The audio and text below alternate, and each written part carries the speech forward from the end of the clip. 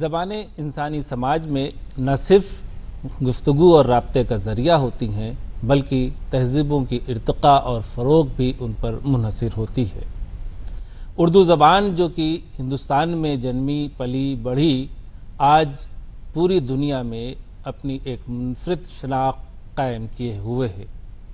اس زبان نے نہ صرف قومی یکجہتی کو فروغ دیا بلکہ اس کے ادب نے انسانی معاشرے کی ادبی تسکین کو جس طرح سے پورا کیا ہے وہ بھی ایک قابل ستائش اور قابل فخر بات ہے۔ ادبی دنیا کے آج کے پروگرام میں آج کا موضوع ہے قومی یکجہتی اور اردو ادب۔ اس موضوع پر گفتگو کرنے کے لیے ہمارے ساتھ اسٹوڈیو میں موجود ہیں رائے بریلی سے تشریف لائے سید محمد عالم نقوی صاحب، پیشے سے مدرس مزمل علی صاحب جو کہ مظفر نگر سے تشریف لائے ہیں، اور کلام شاعر میں آج ہمارے ساتھ ہیں جناب یوسف حسین فہمی صاحب جو کہ بریلی سے تشریف لائے ہیں، اور میں خود محمد غفران نسیم۔ آئیے گفتگو کا آغاز کرتے ہیں کہ کس طرح سے اردو زبان نے قومی یکجہتی کے فروغ میں اپنا منفرد کردار نبھایا ہے، کس طرح سے اس زبان نے دلوں کو جوڑنے کا کام کیا ہے، نفرتوں کو مٹانے کا کام کیا ہے۔ یہ زبان جو کہ آج پوری دنیا میں اپنی مقبولیت حاصل کرتی جا رہی ہے، کس طرح سے اس نے قومی یکجہتی کے دھاگے کو مضبوط کیا ہے۔ اس سلسلے میں ہم گفتگو کرتے ہیں سید محمد عالم نقوی صاحب سے۔ عالم صاحب، زبانیں اپنے وجود سے اپنی ایک شناخت بناتی ہیں اور اب اس کا ایک کام ہوتا ہے، چاہے وہ رابطے کی بات ہو یا ادب کی بات ہو، اور ادب جو ہے وہ انسان کے ذہنی تسکین کے لیے ایک بڑا ذریعہ اور سرمایہ ہوتا ہے۔ اردو زبان نے قومی یکجہتی کے فروغ اور اس کے حوالے سے کس قدر کار کیا ہے، اس سلسلے میں آپ کی نظر کہاں تک جاتی ہے؟ ہماری اپنی ہی زبان نہیں ہے بلکہ ہر قوم کی زبان ہے۔ جی بالکل۔ اور جہاں تک یہ دیکھا جائے کہ آج معاشرے کے اندر میں جتنے بھی قومیں ہیں وہ سب تمام لینگویج کو لے کر کے اپنی جگہ کے اوپر ہے، لیکن جتنا عروج اردو زبان کو ملا ہے اتنا عروج کسی زبان کو نہیں ملا ہے۔ اردو زبان ایک ادبی اور تہذیب سے اٹیچ ہے، کیونکہ یہ لوگوں کے دلوں کو جوڑتی بھی ہے، کیونکہ جب انسانیت ہوگی، انسانیت کے لیے تعلیم ہونا چاہیے، تعلیم کے لیے تربیت ہونا چاہیے، اور یہ اردو زبان جو ہے یہ تعلیم اور تربیت تو ہمیں دیتی ہے، ساتھ میں ہمارے اندر میں وہ خصوصیات پیدا کرتی ہے کہ ہم اپنے سے بڑوں کے یا اپنے چھوٹوں کا کیسے ہم احترام کریں، اور ان کی کیسے ہم عزت افزائی کریں، اور کیسے ہم دلوں سے دلوں کو جوڑیں، کیونکہ یہ وہ زبان ہے کہ جو دلوں سے دلوں کو جوڑتی ہے، اور یہی وجہ ہے کہ ہمارے کتنے ہندو بھائی، کتنے مسلمان بھائی ایک سے ایک شاعر ہوئے جو اردو زبان میں ایسی غزلیں، قوالیاں، نظمیں ایسی کہے ہیں کہ واقعاً وہ قابل تعریف ہیں معاشرے کے لیے اور آنے والے وقت کے لیے، چاہے کوئی بھی ہو، انہوں نے بہت کام کیا اردو کے اوپر۔ بالکل صحیح عالم نقوی صاحب، آپ نے بہت اچھی بات کی ہے کہ یہ زبان ایک ایسی زبان ہے جو انسان کو مؤدب اور مہذب بھی بناتی ہے۔ یہ ایک بہت بڑا اس کا انفرادی عنصر ہے، اور اس کے لیے ہم جس قدر ستائش کریں اس زبان کے فروغ دینے کے لیے جو لوگ خدمات انجام دے رہے ہیں، ظاہر سی بات ہے آپ بھی مدرس ہیں اور زبان کے حوالے سے خدمات انجام دے رہے ہیں۔ ایک بڑی گفتگو ہوئی، جیسے آپ نے بتایا گا کہ قومی سطح پر یہ زبان بولی جا رہی ہے۔ بالکل صحیح ہے گا کہ اگر ہم ہندوستان کے پس منظر میں دیکھیں تو شمال سے لے کے جنوب تک اور مشرق سے لے کے مغرب تک پورے ہندوستان میں اس زبان کو بولا، پڑھا، سمجھا، لکھا جا رہا ہے۔ یہ ایک بالکل خصوصی بات ہے گی، اسی لیے، اور یہی نہیں بلکہ یہ ملک سے باہر نکل کر کے بین الاقوامی سطح پہ ایک شناخت بنا رہی ہے گی۔ ہمارے درمیان مزمل علی صاحب ہیں مظفر نگر سے تشریف لائے۔ مزمل صاحب، آپ قومی سطح پر زبان کے حوالے سے قومی یکجہتی، ظاہر سی بات ہے کہ ہر دور میں اس کی اہمیت رہی ہے گی، زبان نے کہاں تک اپنا کردار نبھایا ہے گا قومی یکجہتی کے فروغ میں؟ دیکھیے، زبان کے بارے میں گفتگو پہلے بعد میں کی جائے گی۔ اس سلسلے میں پہلے تو ہمیں یہ سمجھنا ہے کہ یکجہتی کہتے کسے ہیں۔ بہت اچھی بات ہے۔ جب تک ہم یہ نہیں سمجھیں گے یکجہتی کا مفہوم کیا ہے، یکجہتی سے مراد کیا ہے، تب تک ہماری سمجھ میں نہیں آئے گا کہ یکجہتی کے بارے میں زبان نے کیا رول ادا کیا ہے۔ بالکل صحیح۔ اگر زبان یکجہتی کے بارے میں یہ خیال کیا جائے کہ یکجہتی اسے کہتے ہیں کہ جس میں مختلف تہذیبوں کو یا اکثریت کی تہذیب کو تہذیب میں ان تہذیبوں کو مدغم کر دیا جائے جو اکثریت میں نہیں ہے، جو اقلیت میں ہے، تو ایسا غلط ہے، چونکہ جو ہے یکجہتی جو ہے تہذیبوں کے ادغام کرنے کا نام نہیں ہے۔ بالکل، چونکہ اگر جو ہے تہذیب کو ایک دوسرے کی تہذیب کو ایک دوسرے میں ادغام کر دیا جائے تو اس سے کوئی فائدہ حاصل ہونے والا نہیں ہے۔ مثلا مثال کے طور پر جو ہے بارش کے ہونے کے بعد جو ہے ایک جو ہے اندر دھنش جب ظاہر ہوتا ہے، جسے ہماری زبان میں قوس و قزح کہتے ہیں، اس میں 7 رنگ ہوتے ہیں۔ اگر کوئی یہ چاہے کہ ان رنگوں کو آپس میں ملا دیا جائے تو اس کی وہ جو چاشنی ہے، جو حسین منظر ہے، جو خوبصورتی ہے، وہ ختم ہو جائے، کوئی رنگ نہیں رہے گا۔ اسی طریقے سے اگر تمام تہذیبوں کو ایک اکثریت والی تہذیب میں تمدن میں ملا کر ضم کر دیا جائے، مدغم کر دیا جائے تو اس کی جو ہے اہمیت جو ہے، جو اس کی خوبصورتی ہے، وہ ختم ہو جائے گی۔ بلکہ یکجہتی سے مراد یہ ہے کہ مقصد کا ربط اور اتحاد کی باہمی کے ذریعے جو ہے ایسی فضا ماحول سازگار کی جائے، ایسا ماحول بنایا جائے کہ جس کے ذریعے مختلف تہذیبوں کی جو اکائی ہے، اکائیوں کی انفرادیت باقی رہے، اور صرف جو ہے باقی ہی نہیں رہے بلکہ اس میں اور نکھار پیدا ہو جائے۔ تو عزیزان سامعین محترم اور ہم حضرات جو ہے یہ خیال کریں، یہ غور کریں کہ یکجہتی سے مراد یہ نہیں ہے کہ تمام کو یکجا کر دیا جائے، بلکہ یکجہتی سے مراد یہ ہے کہ ہم مقصد کے اعتبار سے سب اپنے اپنے شناخت کے ساتھ قائم رہیں اور ہر ایک کی تہذیب اور تمدن جو ہے برقرار رہے۔ اب رہا کہ اردو کا کیا نظریہ رہا ہے، اردو کا کیا رول رہا ہے، چونکہ اردو خود ایک ایسی زبان ہے جس کے معنی ہی لشکر کے ہیں۔ جی بالکل، چونکہ اردو میں مختلف ہندی کی بھی پائی جاتی ہے، سنسکرت بھی پائی جاتی ہے، عربی بھی پائی جاتی ہے، تو بہرحال یہ اردو زبان ایک ایسی زبان ہے جو اپنے اندر مختلف زبانوں کو یکجا کیے ہوئے ہے اور جو ہے یکجہتی کا پیغام دے رہی ہے۔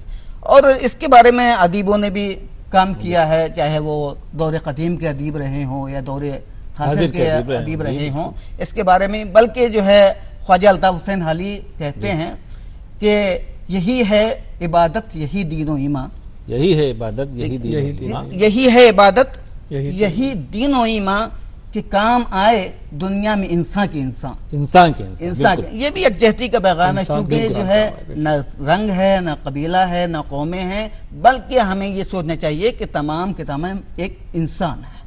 اگر بالکل انسانیت کے ناطے سے اگر ہم گفتگو کریں، یہی ہمارے ہندوستان کا بالکل ظاہر سی بات ہے کہ ایک اہم نعرہ اور فقرہ ہے کہ کثرت میں وحدت، اکھنڈتا میں ایکتا، اور اسی سے ہماری پوری دنیا میں ایک الگ پہچان ہے ہندوستانی ہونے کی۔ اور بڑی اچھی بات کہی مزمل صاحب آپ نے کہ ہم تمام وہ تہذیبیں جو اپنی الگ ایک شناخت رکھتی ہیں ان کو ایک ساتھ جمع کرنا ہے، اور کوئی ایک دوسرے پہ مسلط نہیں کرنا ہے، کسی کو کسی پہ ضم نہیں کرنا ہے، وہ اپنی شناخت، اپنی رنگا رنگی، اپنی انفرادیت کے ساتھ آپس میں مل کر کے کام کر رہے ہیں۔ اور اندر دھنوش کا جس سے آپ نے قوس و قزح کا حوالہ دیا، بہترین مثال ہے اس بات کے لیے کہ سب اپنے اپنے رنگ ہیں اور سب جب ایک ساتھ جڑ جاتے ہیں تو ان کی خوبصورتی دوبالا ہو جاتی ہے۔ اور یہی خوبصورتی قومی سطح پر انسانیت کے حوالے سے بھی ہے کہ ہمارے ملک ہندوستان میں مختلف قومیں رہتی ہیں، مختلف طبقات ہیں، مختلف بولیاں بولی جاتی ہیں، اور وہ سب ایک ساتھ مل کر کے ایک قوم بنتے ہیں جسے ہم ہندوستانی کہتے ہیں، اور وہ ہندوستانیت کہلاتی ہے۔ سید محمد عالم صاحب، قومی حوالے سے ہم نے بات کی، قومی زبان کے حوالے سے بات کی، اردو زبان کے حوالے سے اگر ہم نظر ڈالتے ہیں تو ہم یہ دیکھتے ہیں کہ جو ہماری تحریک آزادی ہے اس میں جو ہمارے مجاہدین ہیں انہوں نے بڑا کردار نبھایا، اور اس میں زبان کے حوالے سے بھی بہت کام ہوا۔ ہمارے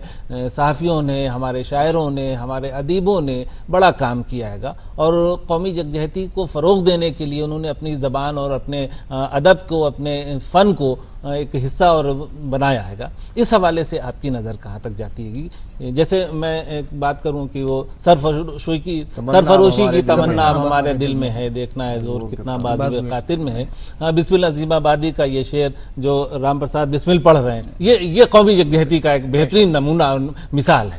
اس حوالے سے بالکل صحیح کہہ رہے ہیں کہ سرفروشی کی تمنا اب ہمارے دل میں ہے، اور دیکھنا ہے جوش کتنا बाज़ कातिल में है। जोर कितना बाज़ कातिल ये हमारे जहन में ये बातें तब आवें जब हम यकजा हों, जब हम एक हों और हिंदू मुसलमान सिख ईसाई सुन्नी शिया सभी बहरहाल बैनुल अक़वामी ये सब मिल करके एक ग्रुप तैयार हो, और तभी हम ये बात कर सकते हैं कि सरफरोशी की तमन्ना। क्योंकि जब हमारे पास हथियार होगा, और हथियार में सबसे बेहतर और मेन हथियार है एकता, अगर वो हमारे पास में है तो हम किसी भी मुल्क को जो है टक्कर दे सकते हैं, किसी से टक्कर ले सकते हैं। और उर्दू अदब को बीच में रखते हुए हम अगर इस तालीम से बिल्कुल आशना हैं और बिल्कुल उससे जुड़े हुए हैं, मिले हुए हैं, तो हमारे इत्तेहाद इत्तेफाक में कोई कमी नहीं आ पाएगी। मुज़म्मिल साहब, बड़ी अच्छी बात अभी सईद मोहम्मद आलम साहब कर रहे थे कि हमें इत्तेहाद और एकता को बना कर रखना है, और वो ज़बान के हवाले से भी बहुत ज़रूरी है और कसरत के हवाले से भी बहुत ज़रूरी है कि जितनी ज़्यादा कसरत है, हम जमहूरी निज़ाम में रह रहे हैं और जमहूरियत में ज़ाहिर सी बात है कि कसरत जो है वो अपने एक माने रखती है, और उसके माने जो है वो असरअंदाज होते हैं सियासी तौर से, समाजी तौर से, इक़्तिसादी तौर पे, कौमी तौर पे, हर तरह से उसका असर जो है वो महसूस किया जाता है। ज़बान के हवाले से हम गुफ्तगू कर रहे थे कि अदब, हमारा आज का मौजू भी यही है कि कौमी यकजहती और उर्दू अदब। उर्दू अदब की हम बात करते हैं तो उसमें भी दो असनाफ हो जाती हैं कि नस्र और नज़्म। नस्र और नज़्म के हवाले से अगर हम गुफ्तगू करें तो जैसे अभी आपने ख्वाजा अल्ताफ़ हुसैन अली साहब का एक बेहतरीन शेर पेश किया, इस तरह से हमारे जो नस्र के अदीब हैं उन्होंने भी बड़ा काम किया है। तो जो हवाले आपने पेश किए मौजूदा दौर में जो आज उसकी ज़रूरत महसूस की जा रही है और हमेशा हर दौर में रहती है, तो मौजूदा हमारे जो अदीब व कलमकार हैं उनके जो अदबी तख्लीक़ात हैं वो किस कदर कारामद हो रही हैं और वो क्या इस पैगाम को पूरा कर पा रही हैं? बेशक ज़रूर कर पा रहे हैं। मौजूदा दौर में कुछ शख्सियतें हैं हमारे सामने, कुछ अभी जो है इस साल में गुजर भी चुकी है। जी जी, जाहिर सी बात है कि मौत भरा। उनमें से एक शख्सियत जो है जो मौजूदा दौर में इस वक्त हयात हैं, मुनव्वर राना की शख्सियत है, जिन्होंने वाक़ई जो है यकजहती पर जो है बहुत बड़ा काम कर भी रहे हैं और इंशाअल्लाह करते भी रहेंगे। जी। वो कहते हैं कि यकजहती के बारे में कि अगर ये कहा जाए कि उर्दू और हिंदी को एक दूसरे में बांट दिया जाए, जैसा कि आजकल चल रहा है, कोशिश जारी है कि ये उर्दू ज़बान को एक ख़ास तबके से मखसूस कर दिया गया या हिंदी ज़बान को एक ख़ास तबके से मखसूस कर दिया गया, तो वो ये कहते हैं कि ऐसा नहीं है, बल्कि उर्दू और हिंदी में बाहमी रब्त है, यकजहती पाई जाती है। और वो कहते हैं कि उर्दू और हिंदी की मिसाल एक ऐसी है जिस तरीके से दो सगी बहनें होती हैं। दो बहनें, बिल्कुल दो सगी बहनें होती हैं।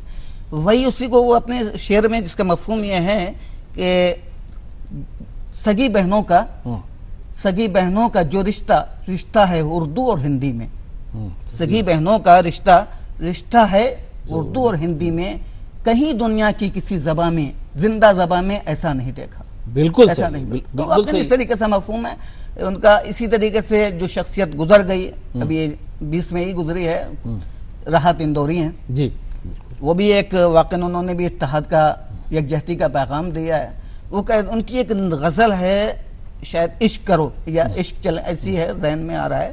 तो वो ये कहते हैं कि वो हिंदू, मैं मुसलमान, वो हिंदू, ये सिख, वो ईसाई। जी, क्या कहने, मैं मुसलमान, वो हिंदू, वो सिख, ये ईसाई, ये सब सियासत की बातें हैं, चलो इश्क करें, चलो इश्क करें। तो इश्क करने का मतलब ये नहीं यकजहती है, वो प्यार हो, मुत्ताहत हो। इसी तरीके से हमारी एक हिंदू शायरा जो इस वक्त मौजूद है, मैं भी उससे बहुत ज्यादा मुतासिर हुआ हूँ, वो है जो है लता जी। लता कहती हैं कि लता हया जी, बहुत ही वाकई अच्छी तरीके से जो है यकजहती पर उनका बहुत कलाम है, और उन्होंने हिंदी और उर्दू को यकजा सामने पेश किया है। उर्दू मन से भी उन्होंने गुफ्तगू की है और हिंदी के हवाले से भी गुफ्तगू की है। तो वो अपनी एक, उनकी एक गीत है जो है जिसका उन्वान है बुलबुल। तो वो एक बुलबुल की ज़बानी जो है बयान करती है इस माशरे को, जो है माशरे में, समाज में जो बुराइयां पाई जाती हैं, जो जुल्म ज़्यादती हो रही है, तो उसको पूरी दास्तें बयान करते करते और अपना दर्द भी बयान करती हैं बुलबुल के हवाले से। वो कहती हैं कि और क्या क्या सुनाऊं, दिल करता है कि मैं उड़ जाऊं, इस तरीके से शेर है। और क्या क्या सुनाऊं, दिल करता है मैं उड़ जाऊं, और बेहतर है कि हम जो है प्रेम की गीत गाएं और हर मजहब को अपनाएं। बिल्कुल ये भी उनका बेहतर है कि ہر مذہب کے گیت گائیں اور ہر جو ہے مذہب کو اپنائیں اور اس سے عزت احترام کریں، اور یہ ہمارے آئین کا بھی حصہ ہے گا کہ ایک دوسرے کے مذہب کا احترام کرنا ہمیں آئینی طور سے بتایا گیا گا۔ اور بہت اچھی بات کہی مزمل صاحب، اور یہ جو نام آپ نے پیش کیا یہی نام نہیں، ابھی آنند نارائن جوشی دہلوی صاحب کا انتقال ہوا، ایک بہترین نام اردو کے حوالے سے، چرن سنگھ بشر میں سکھ صاحب کا، کرشن بہاری نور بہترین شاعر، پوری دنیا میں انہوں نے لکھنؤ کی نمائندگی کی، اردو کے حوالے سے ہندوستان کی نمائندگی کی، تو یہ ایک سے بڑے نام ہیں گے۔ رام لال صاحب بہترین شاعر، وشیشر پردیپ صاحب بہترین ادیب، یہ سب ایسے لوگ جو قلم کار ہیں، پریم چند جو ظاہر سی بات ہے پوری دنیا حوالے سے، جو اردو کانفرنس، پہلی اردو ترقی پسند تاریخ کی کانفرنس ہوئی لکھنؤ میں، اس کی صدارت کی لکھنؤ میں انہوں نے، منشی پریم چند، ظاہر سی بات ہے کہ ایسے بڑے بڑے نام ہیں جنہوں نے قومی یکجہتی کو اردو زبان کے حوالے سے جو تقویت پہنچائی ہے، یہ ہمیشہ ہر دور کی ضرورت بنی ہوئی ہے، اور اس کو ہمیں نئی نسل میں منتقل کرنا ہے گا، تاکہ نئی نسل جو ہے اسی حوالے سے اسی انداز سے کام کرے کہ ہمیں قومی خدمت کرنا ہے، ہمیں بلا تفریق کام کرنا ہے، ہمیں یہ نہیں دیکھنا ہے کہ اس کا مذہب کیا ہے، اس کی ذات کیا ہے، اس کا طبقہ کیا ہے، اس کی برادری کیا ہے، اس کا علاقہ کیا ہے، ان سب سے ماورا ہو کر کے ہمیں انسانیت کے ناطے سے، ہندوستانیت کے ناطے سے ایک ہندوستانی ہونے کا عملی ثبوت پیش کرتے ہوئے قومی یکجہتی کو فروغ دینا ہے، اس کے کردار کو، اس کے عمل کو مضبوط کرنا ہے، یہی ہم سب کی ضرورت ہے اور یہی تقاضا ہے۔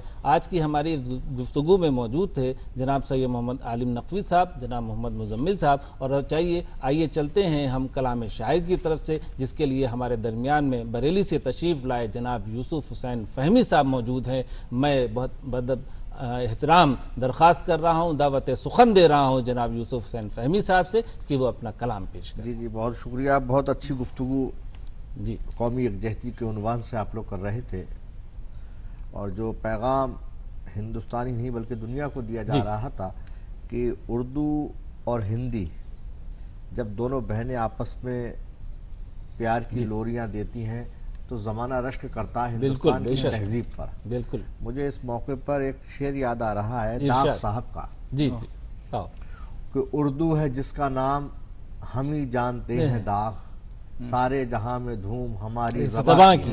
بے شک بے شک۔ جہاں تک قومی یکجہتی کی بات ہے، بہت اچھا آپ لوگ گفتگو کر رہے تھے، بڑے اچھے پہلوؤں پر نکات آپ نے، جن نکات کو آپ نے اجاگر کیا اس کے شکر گزار ہونا چاہیے، اور میں سمجھتا ہوں کہ ہمارے ناظرین اکرام کو یہ بالکل بہت زبردست پسند آیا ہوگا۔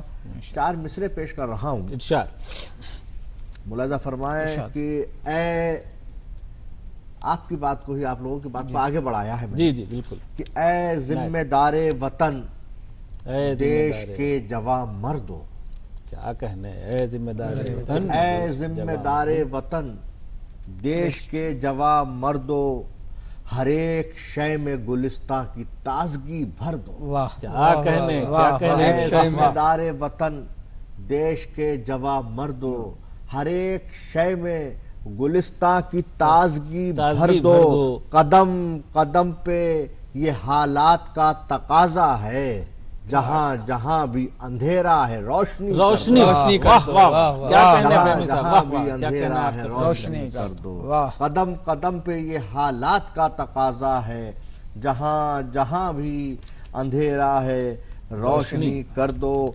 اور جیسے کہ بات یکجہتی کی آ رہی ہے، غزل کا مسئلہ پیش کر رہا ہوں آپ کے خدمت میں کہ یہ سب چیزیں کب ممکن ہیں۔ جی جیسے کہ آپ نے جب بات اختتام کر رہے تھے تو اس میں آپ نے بڑی اچھی بات کی، اسی بات کو ہی میں نے نظم کیا ہے کہ بیج رشتوں کا وفاؤں سے ملایا جائے۔ کیا کہنے ہیں، کیا کہنے فہمی صاحب، بہت اچھا مصرع ہے، بہت اچھا ہے، بہت اچھا ہے۔